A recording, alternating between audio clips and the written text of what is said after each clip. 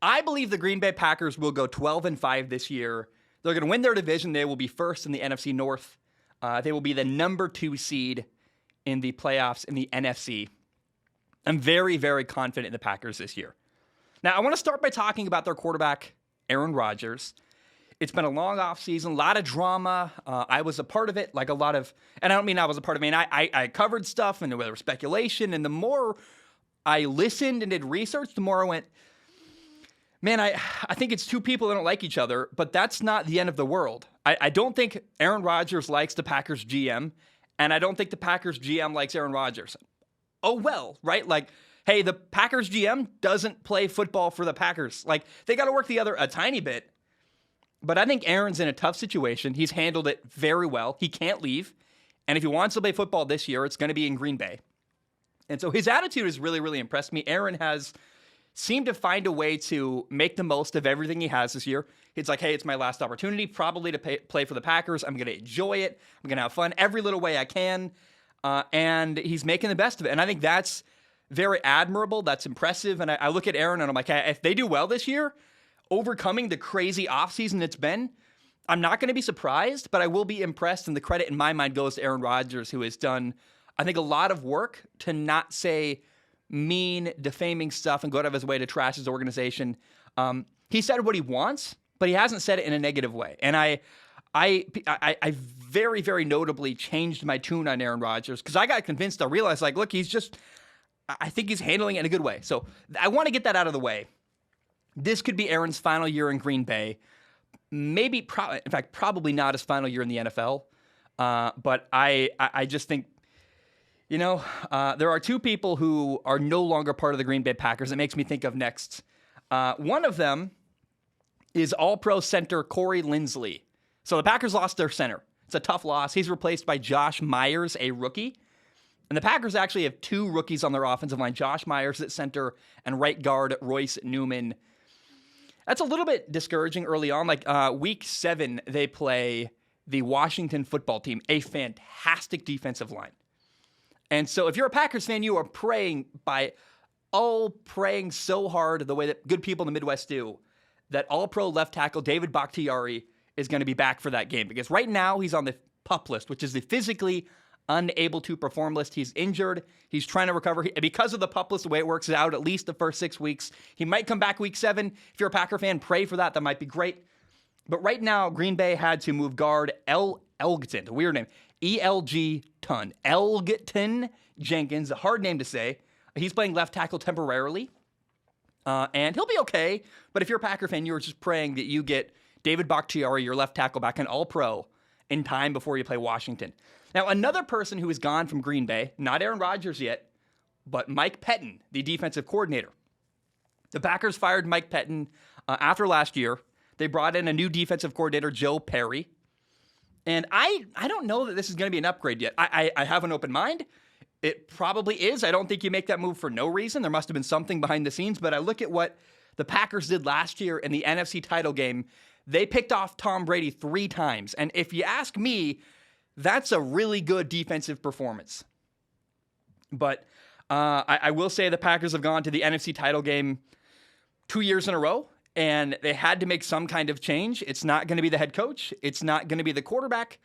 I guess we blame Mike Pettin and move on. And because the definition of insanity is doing the same thing over and over again, and the Packers realized we got to make some kind of change in order to try to get over the hump.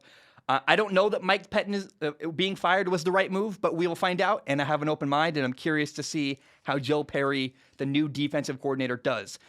This Packers team is really good. They are not as good as the Cleveland Browns or the Tampa Bay Buccaneers, but I think they make up for it with a even better quarterback. Like, sorry, but Aaron Rodgers is better than Baker Mayfield and Tom Brady. He's more talented. He's more capable, and I look at the Packers, man. They have arguably the best receiver in football, Devontae Adams.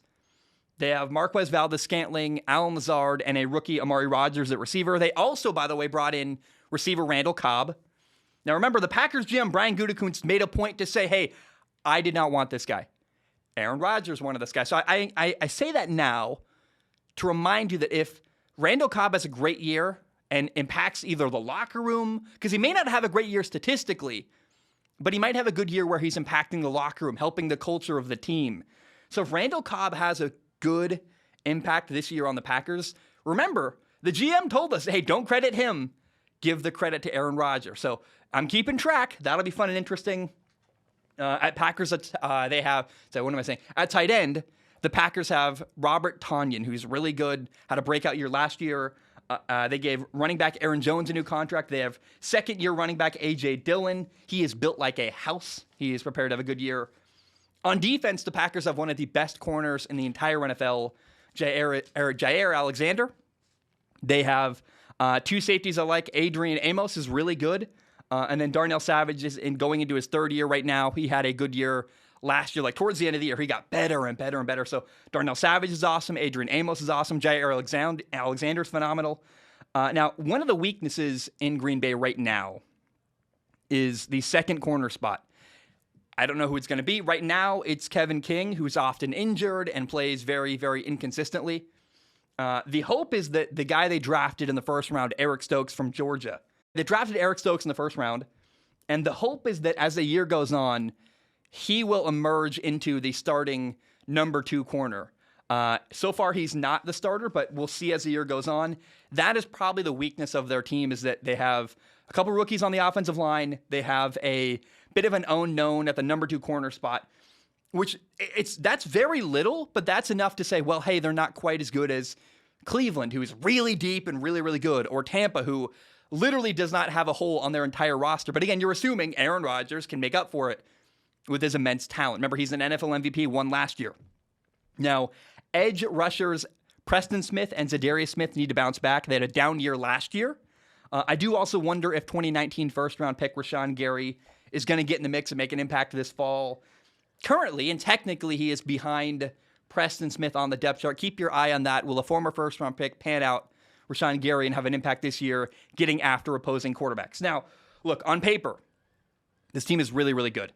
Again, rookies on the offensive line, number 2 corner, minimal concerns. But again, like I just said it a minute ago, you're thinking that, hey, our veteran MVP quarterback, Hall of Fame quarterback, is going to get us over the hump and help us win enough games to get past a Tampa Bay or beat a Cleveland in the Super Bowl, beat a Buffalo, something like that.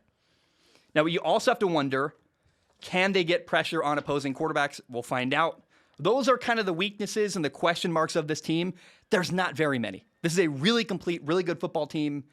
The question is, again, can their NFL Hall of Fame MVP quarterback Aaron Rodgers get them over the hump and beat a really good roster? Or will this just be another year, so many years in a row, where the Packers have had a really good deep playoff run and fell just short? Is this a year where they get over the hump? Or is this going to be another NFC title appearance and a loss? We will find out. But I think it's very possible the Packers win a Super Bowl this year. They are contenders. The question is, can they get over the hump? And also, can they avoid injuries?